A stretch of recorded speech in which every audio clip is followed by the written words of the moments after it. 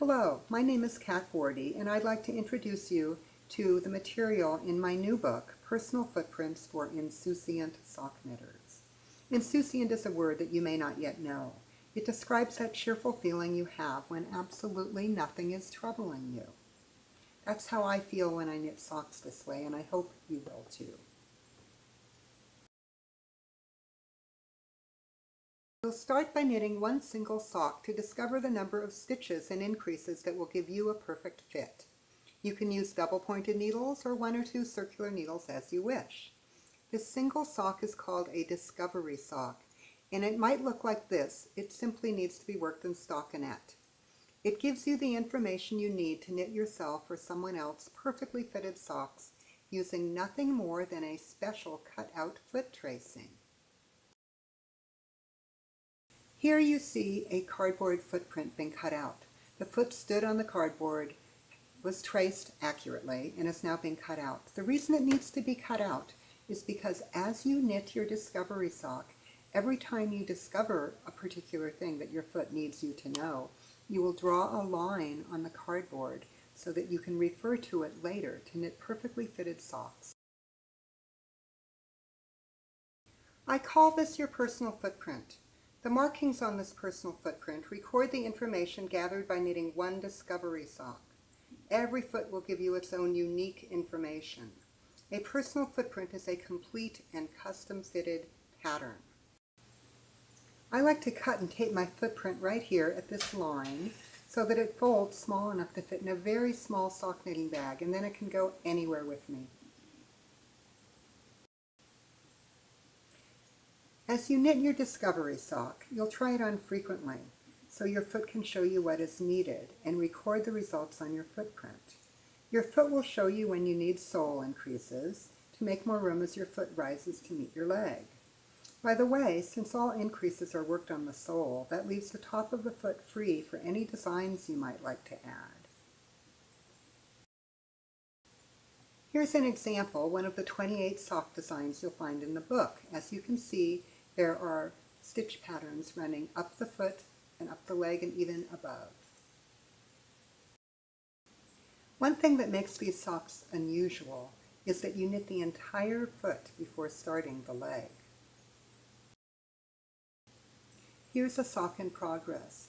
You notice the string hanging off the end. That's the heel. It has not yet been closed. The open heel will be closed once the foot is done and the sock can be turned inside out. It'll be closed not with grafting but with a 3-needle bind-off. See the dark strings running through the spot where there really ought to be a leg? Well, there will be a leg there.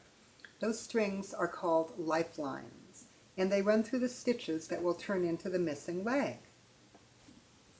Here you can see how this foot with the lifeline will give rise to the socks in the exact place that the lifelines are. It's very easy, actually. Here's how we open up the leg. We take a needle and we begin to run it through every single stitch on the one lifeline. We do one at a time. Notice how the needle is following the exact path of the lifeline. It's rather easy to do because the lifeline is visible. You make sure it's a contrast color, and you just run yourself right through the same tunnel of stitches. When you finish running through this one, then you will take either the other end of the same needle or a second needle and run through the other lifeline row. And in that way you will have secured them all on the needle and you'll be able to remove the lifelines. There we go. Notice that there is a single row of knitting in between the two lifeline rows. It's important that it's there because it needs to be removed in order to open the leg. I've taken a little clip marker and clipped it through one of the stitches in the middle of the foot so that when I cut this later, and I won't show you that in this video, I'll be doing it in another video and showing you how to knit the leg. But when it's cut, as you can see, it will unravel sideways. Now let me tell you about a special trick that is actually the whole reason that I wrote this book. Okay, while I'm talking, you'll get to see some of the socks in the book. Now, if you've ever used traditional waste yarn openings or afterthought openings, you know that these methods are really wonderful, except for those corners, where even an expert knitter has to pick up an unknown number of stitches in an attempt to organize and tighten the sloppy corners. This has always bothered me quite a bit. So one day I had a hunch that if I left the unraveled yarn in the last 2 stitches at the end of each needle, maybe it would work. It would encourage the corners to behave better because the corner stitches would still be held together in a knitterly relationship by the yarn. The helpful yarn would remain in those corner stitches even when you began knitting the leg. It was a lucky hunch because it worked the first time, and it will work the first time for you too. Here's an illustration from the book of what I'm talking about. As you can see, we have an opening. That's because the yarn has been unraveled almost to the ends. It remains in the last 2 stitches on each end of each needle or cable section. I've made the ends yellow just to make them stand out. Now, this is really the whole secret of the book. The yarn that remains in the ends keeps those stitches in a very nice relationship to each other, and there is no slacking off, no getting loose. And you'll find that out for yourself. It is really, really an easy trick and very, very effective. You'll have good, strong, clean corners. With this method, corners are automatically smooth and strong with absolutely no picked up stitches.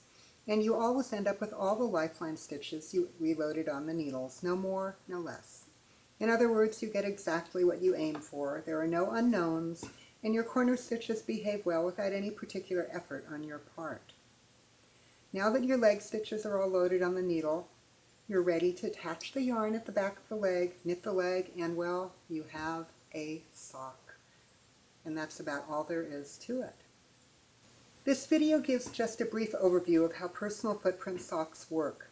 To actually knit your discovery sock and make your personal footprint, you'll need to refer to the book for full details. The book will show you, step by step, how to add sole and creases to match your foot, how to determine exactly where your leg should open, and how to know where to begin your heel.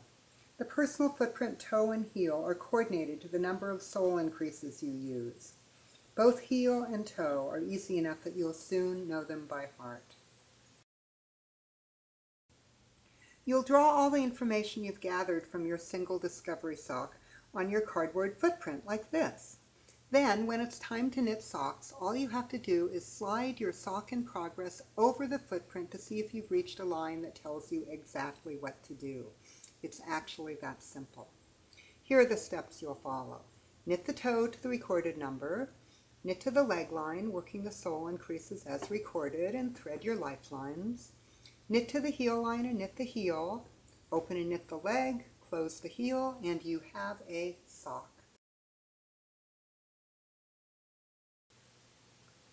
Additional YouTube videos to support the book follow this one, including demonstrations of how to start the toe on 1 long circular needle, 2 circular needles or DPNs, how to open and knit the leg, and more. All videos will be listed on my website, catbordhi.com. If you want to buy the book, I urge you to go to your local yarn shop and order it if they don't already have it, because local yarn shops are the heart and soul of our knitting community. And may you be an insouciant knitter.